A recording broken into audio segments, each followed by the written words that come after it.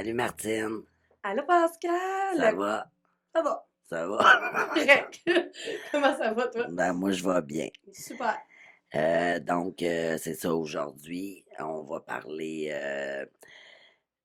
comme annoncé au dernier épisode, du rôle d'une intervenante, entre autres en maison d'hébergement. C'est sûr qu'il y a plein de choses qui englobent là, euh, différents éléments, différents rôles des intervenants, peu importe le milieu, là, mais encore une fois, nous, on va y aller de façon plus spécifique par rapport à nous. Oui, absolument. Là, fait que, tu sais, pensez pas que tous les intervenants font tout ça. Là, c'est pas nécessairement le cas. Là. On parle de, tu sais, c'est ça, des maisons Ouais, puis il y en a d'hébergement. qui en font plus aussi, dépendamment des spécificités de leur milieu, là, mais c'est ça. Exactement. Donc, on va commencer. Tu sais, on se demande, hein, tu sais, on arrive dans une maison d'hébergement où on appelle pour avoir des services. On va avoir une intervenante. Ben, elle fait quoi, une intervenante, pour aider? Tu sais? Pour vrai, tu sais, une bonne question à se poser. Effectivement. Fait qu'on commence par où? OK. Ben, d'abord et avant tout, une intervenante va porter une écoute attentive lorsque j'ai besoin de parler. Porter une écoute attentive dans le sens de vraiment de faire de l'écoute active, d'être vraiment au maximum dans le moment présent, dans une attitude évidemment de non-jugement, de bienveillance. Puis en gros, c'est pas mal ça.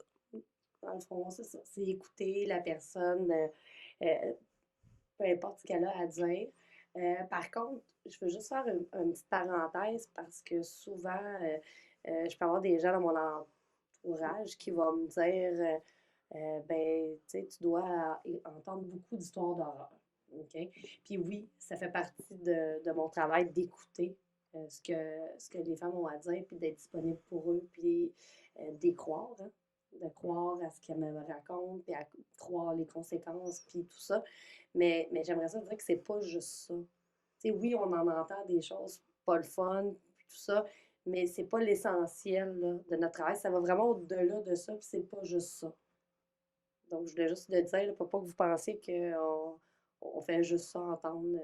Ouais, puis tu sais, l'autre petite nuance que je souhaiterais apporter également, c'est que, évidemment, à la base, on est des êtres humains aussi.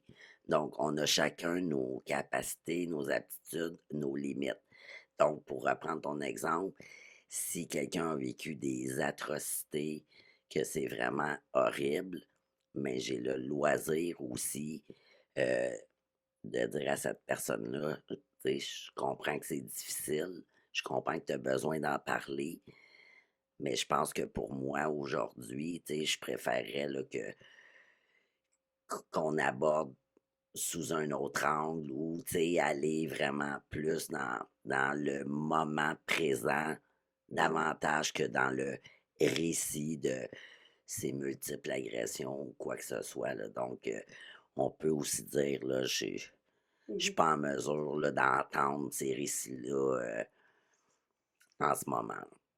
Effectivement, puis dans les, dans les cas où est-ce que les événements vécus seraient trop importants puis prendraient trop de place, là, ben, tu sais, on va référer aussi là, vers des personnes, tu sais, les psychologues là, spécialisés en traumatisme ou Mhm, des choses comme ça. Là. tout à fait. On travaille pas tout seul, on travaille en équipe là, dans des situations comme ça. Je pense que c'est important qu'on le nomme pour éclaircir un peu. Donc, vu qu'on fait pas juste ça, écoutez, ben, qu'est-ce qu'on fait d'autre? Ben, c'est ça. Ben, il y a un autre point que justement, je répéterai pas parce que tu viens juste de le dire, mais c'est ça, c'est référé. Fait que là, tu as donné un Oui. exemple, mais c'est dans les faits, c'est du référencement. Ça peut être à tout plein d'endroits. Encore une fois, c'est ciblé en fonction des besoins de la situation de la personne. Fait que on a parlé récemment là, des conséquences de la violence. Mhm. Puis tu avais nommé au niveau là, des formes de dépendance Oui. parfois. Donc, si on reprend notre exemple de maison d'hébergement, si on reçoit une femme qui aurait développé des dépendances, que ce soit alcool, drogue ou quoi que ce soit, ben, on va évidemment aussi référer pour des centres de réadaptation ou quoi que ce soit en dépendance. Donc, c'est ça. Fait que c'est de cibler les Oui, besoins. absolument, que nous, on ne peut pas répondre dans notre organisme. Tu Mhm. sais, on va parler d'une femme qui va être en logement, qui n'a pas un gros budget, ben, on peut la référer pour de l'aide alimentaire. On peut référer vers les CLSC pour des services spécialisés pour les enfants ou pour elles-mêmes. Tu sais, il y a plein de places où est-ce qu'on peut référer. Donc, tu sais, principalement, on s'occupe de la violence, des conséquences, puis de comment la personne peut se sortir de sa situation, de ce qu'elle vit. Mais on réfère aussi ailleurs parce que, tu sais, il y a des impacts sur le reste de leur vie aussi. Tout Puis à fait. on peut pas tout faire. Non, Hein? non. Encore une fois, je ramène le fait qu'on est des êtres humains. Tu sais, c'est ça. On n'est pas ni robots, ni extraterrestres, Même si ni des des. fois, Ouais, on essaie, hein? ouais. Ouais, effectivement, on voudrait, mais c'est ça, là. On a des limites, malheureusement. Puis, là, tu parlais au niveau justement de si il y a une femme, par exemple, qui a une problématique ben, ou des difficultés au point de vue monétaire, tu parlais de référence dans des organismes d'aide alimentaire, mais on fait aussi de la défense de droits, dans le fond, là, tu sais, Oui. informer les femmes de leurs droits, de leurs possibilités, puis en plus de les informer, ben, c'est de la défense Oui, aussi, on tu les sais. accompagne dans le processus, là. Donc, que ça soit au niveau de la régie du logement, que ça soit au niveau des droits qui n'ont pas été respectés, peu importe là, le domaine, là, je ne vais pas tout détailler Non, ce qui peut arriver parce qu'on n'aura pas fini, mais on va être là, on va l'informer, on va lui dire comment faire, puis on va même l'accompagner. Puis même des fois, on va prendre le relais lorsque c'est nécessaire pour s'assurer que le message passe, comme on mhm, dit. tout à fait. Fait que là, c'est ça. Fait que dans le fond, là, je récapitule rapidement ce Oui, qui a été dit jusqu'à maintenant. Une écoute active et bienveillante, information sur les droits, les recours, donc un rôle de défense de mhm, droit, euh, un rôle de référencement au niveau de multiples partenaires, organismes qui peuvent l'aider sur oui, d'autres aspects de sa vie, de sa situation. Il y a également au niveau d'éclairer sur les enjeux reliés à la violence faite aux femmes. Fait oui, que, il y a tout le volet aussi euh, éducation populaire qu'on appelle là, oui. dans notre langage, euh, que ce soit en lien avec justement quand on a abordé les causes de la violence, Oui. donc tout ce qui est en lien avec le patriarcat, l'éducation et tout ça a une incidence. Puis c'est important de le comprendre, tu Oui, sais, un peu de où est-ce que ça vient pour solliciter, ben, de un, le fait d'être informé, d'avoir accès à l'information, mais aussi pour éventuellement peut-être militer par rapport à ces causes-là pour occasionner des changements sociaux, là, ben effectivement, là, c'est dans l'objectif que la femme reprenne du pouvoir sur elle-même. Donc, tu sais, on peut pas reprendre du pouvoir si on connaît pas de quoi on parle, de qu'est-ce qu'on vit. Puis d'apprendre ça, ça leur permet de mieux comprendre ce mhm, qu'ils ont vécu, puis d'avancer plus rapidement, là. Donc, tu sais, en plus, ben, dans tout ça, ben, on y va pour un autre point, là. Qu'est-ce qu'on fait? Ben, on donne des outils qui facilitent la reprise de pouvoir. Tu sais, notamment, là, quand on parle de reprise de pouvoir, on va parler d'affirmation de soi, le processus de dévictimisation, les prises de décision, la connaissance de soi. Tu sais, on en a parlé dans le mhm, précédent. Des fois, on ne se connaît plus. Donc, recommencer à se connaître. Donc, tout ça, ça fait partie de ce qu'on fait, là, donner des outils, puis tout ça à ces personnes-là. ouais. Puis ça se traduit à travers euh, quand on a parlé aussi des services en maison d'hébergement, fait que ça peut être fait à travers l'individuel, à travers les groupes et tout, là. Fait que c'est ça, on a des outils concrets. C'est pas juste au niveau de la parole, là, il y a c'est ça, des outils écrits qui peuvent, Oui. les aider davantage. Mais j'aimerais ajouter, c'est qu'en hébergement, on a une voie de communication qui est supplémentaire, c'est l'intervention informelle, parce qu'on est dans une maison avec les femmes. Là. On n'est pas constamment en intervention dans un bureau one-on-one ou en groupe en train d'animer. Là. C'est vraiment pas ça. Là. Les femmes vaquent à leur occupation. On vous Mhm. l'a déjà dit là, dans un précédent. Mais les intervenantes sont là avec elles. Là. On mange avec elles à la cuisine. On peut s'asseoir dans le salon, écouter un film avec elles. Donc, tu sais, il y a tout ça, là de l'informel, la façon de parler, d'être, de se présenter à l'autre, d'avoir du soutien, de se sentir soutenu, de la solidarité envers elle, puis tout ça.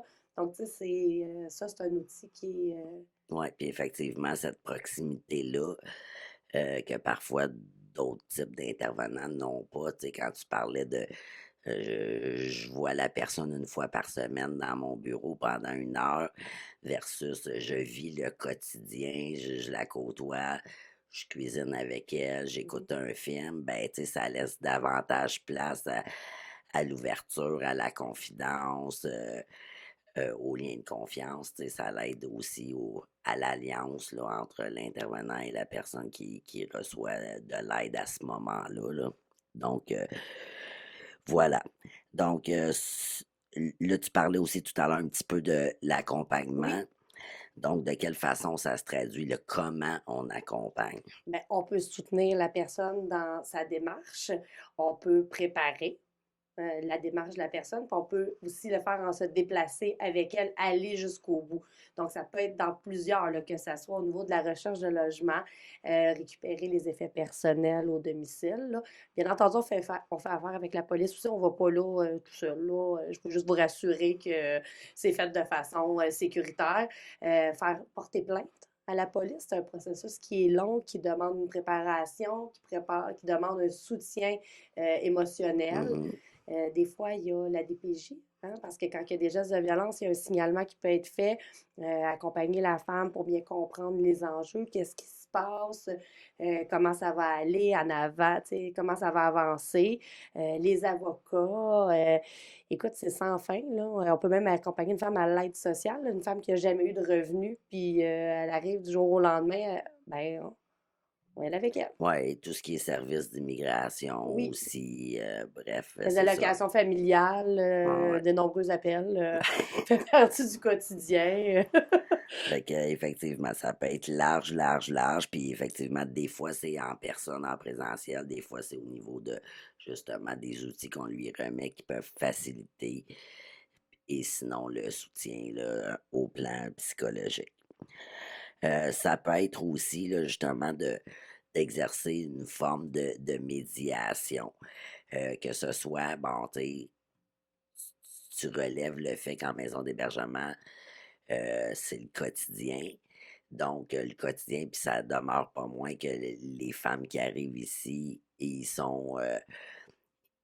rencontrent plein d'inconnus en même temps, différentes personnalités, différents bagages de vie, différentes conséquences d'une personne à l'autre, Différentes cultures, valeurs, etc. langues aussi, des fois, on a des Ouais, personnes qui parlent pas français ni anglais, donc tu sais, des fois, la communication, peut être plus difficile. difficile ou Ouais. limitée entre certaines, résidentes, là. Fait que tout ça peut amener, que ce soit des malentendus, des insatisfactions, des malaises, des conflits, quoi que ce soit. Fait que ça fait aussi partie de notre rôle de de c'est ça, de faire de la médiation, soit entre deux femmes hébergées, là, qui ont un conflit puis qui ils parviennent pas à dénouer, que ce soit au niveau, d'une intervenante, ben, plutôt une femme qui est en hébergement, qui a quelque chose à dire à une intervenante Mmh. aussi. Fait que si elle se sent plus en confiance, mettons avec toi qu'avec moi, elle pourrait dire: «Martine, est-ce que tu pourrais m'accompagner justement? Parce que moi, j'ai envie de dire quelque chose à Pascal parce qu'elle a fait quelque chose que j'aimais pas, que je me sentais pas bien. Puis je voudrais aller Mmh, dire, mais absolument. je me sens pas à l'aise de le faire toute seule parce que, Mmh. bon, X, Y raison. Dans le processus d'affirmation de soi, en plus, ben, c'est quelque chose qu'on encourage. Donc, oui, on va faire le rôle peut-être des fois de médiateur pour pouvoir tu sais, éviter. Puis quand c'est avec une autre intervenante, ben, c'est pour encourager Mhm.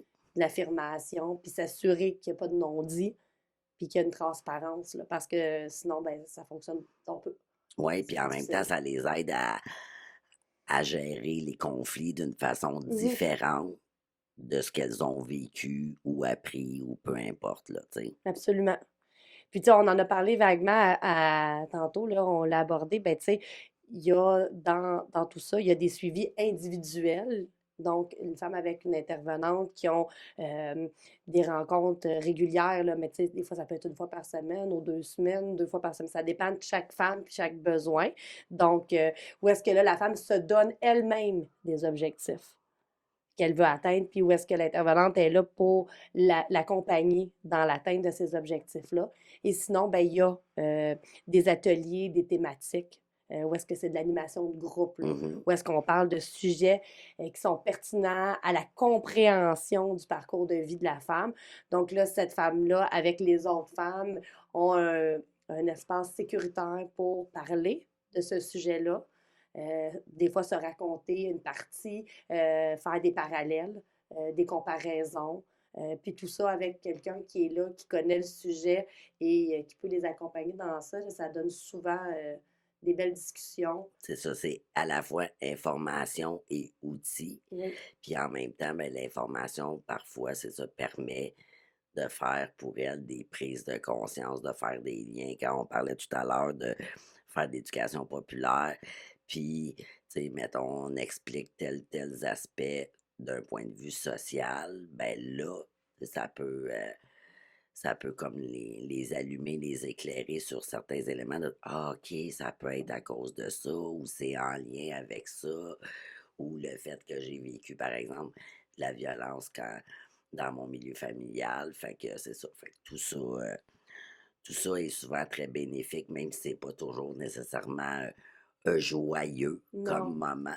Mais Non. c'est bénéfique à court, moyen et long terme. Et ça crée une solidarité entre les femmes et ça brise l'isolement de voir qu'ils ne sont pas seuls à avoir vécu Mhm. certaines choses parce qu'on aborde des sujets, puis là, elles peuvent se reconnaître dans certains propos qu'on aborde, puis de voir que la femme à côté aussi se reconnaît, que dans le fond, même s'ils ont un parcours de vie totalement différent, euh, ils ont ça en commun, ça leur fait ça fait du bien.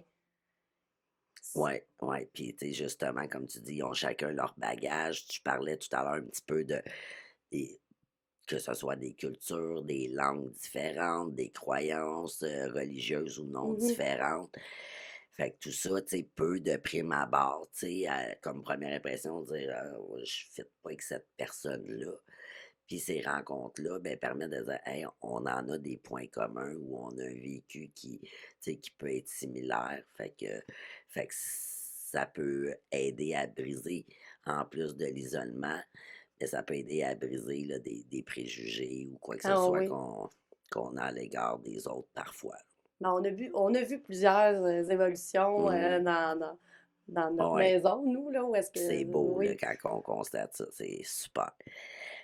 Sinon, moi, ben, je sais pas si tu voulais ajouter de quoi. Ouais, Oui. ouais, ouais, ouais, j'aimerais ça. Parce que, tu sais, je veux dire, moi, j'ai pas fait plein de maisons d'hébergement, là, c'est ma seule où est-ce que j'ai travaillé. Mais ce que j'apprécie particulièrement, qui est contraire à beaucoup d'autres endroits où est-ce qu'ils font de l'intervention, c'est que les intervenantes, on se positionne de façon égalitaire Mhm. avec la Ah, femme. c'est un point important que tu apportes. On n'est pas là pour dire aux femmes quoi faire, là, puis c'est vraiment pas ça. C'est vraiment un accompagnement. C'est, écoute, tu t'en vas où, puis comment je peux t'aider. Il n'y a pas de fais ci, faut que tu fasses ça, ça, ça. C'est où tu veux aller. OK, ben voici mes outils que je peux t'offrir. Voici mon oreille pour t'écouter. Puis comment tu veux y aller. OK, ben je vais y aller avec toi.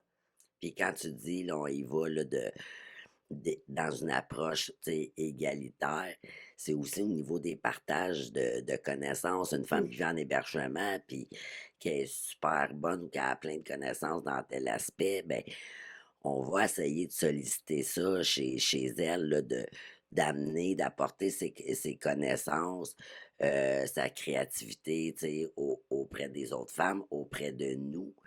Oui, puis tu sais, à travers notre approche également, tu sais, on utilise de façon principale l'approche féministe, mais tu sais, c'est du côte à côte qu'on fait. Mhm, C'est, on est une à côté de l'autre. Il n'y en a pas une qui est devant. Tu sais, c'est pas de la prise en charge qu'on fait. euh, Puis ce n'est pas non plus, tu sais, tu fais tout, je fais rien et vice-versa, là. C'est vraiment un travail, justement, d'équipe mhm. avec la femme, tu sais. Fait qu'elle a son bout de chemin à faire et nous, on est là à l'accompagner à travers ce processus-là, là, tu sais. Fait que ça, c'est un élément qui est très, très, très important selon moi, là. Oui, puis tu sais, je veux dire, ça fait changement. Mettons, je donne un exemple là, du CLSC où est-ce que l'intervenante va te faire un plan d'intervention. Ben nous, ben c'est plus comme un plan de suivi, puis c'est les objectifs de la femme. C'est pas nous, là. C'est qu'est-ce que tu veux, c'est quoi tes attentes, c'est quoi tu veux faire pendant ton séjour ici, combien de temps tu as besoin, c'est où tu vas, tu sais, c'est Mhm. toi, pas moi, ce que je pense, parce que c'est pas moi la personne la plus importante, c'est toi. Tout à fait. Les seuls balises, je pourrais dire, qu'on a, c'est le fait qu'il faut y aller avec, tu sais, comme notre mission, là, dans le fond, Oui, là, le cadre de notre mission. Mais sinon, effectivement, c'est ça. On part encore une fois d'elle, de la prendre dans son ensemble, avec ses besoins à elle, puis son rythme à elle. absolument. Puis je pense que, tu sais, pour moi, personnellement, je pense que c'est ce qu'il y a de, que je préfère le plus dans ma job, c'est de pas, d'être à égalité avec la personne en Mhm. avant de moi, de pas, je veux pas, je me sentirais mal d'avoir l'impression d'avoir un mot à dire sur sa situation puis sur ses choix. Donc, Effectivement. C'est une façon qu'elle reprenne son pouvoir aussi, absolument. justement.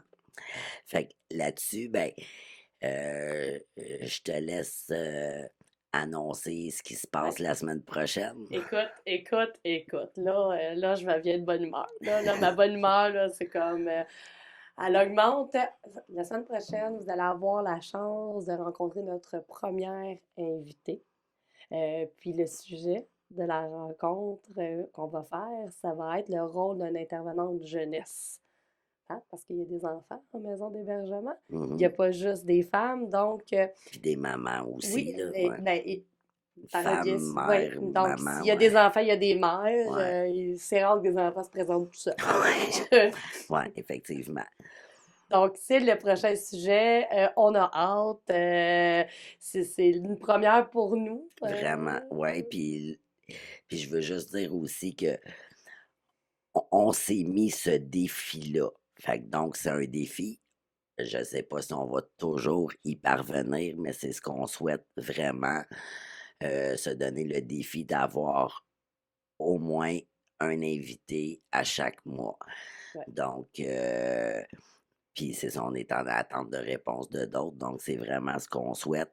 Là, la semaine prochaine, c'est notre première invitée, effectivement très enthousiaste, intervenante qui a aussi beaucoup d'expérience.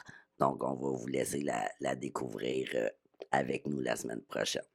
Donc, en attendant, ben, vous pouvez liker, partager et nous follower. Sur quoi? Sur YouTube, sur Facebook, Twitter, Instagram, TikTok. On vous aime. Aimez-nous un petit peu. Ça serait le fun, hein? Qu'est-ce que t'en Un penses? peu beaucoup passionnément.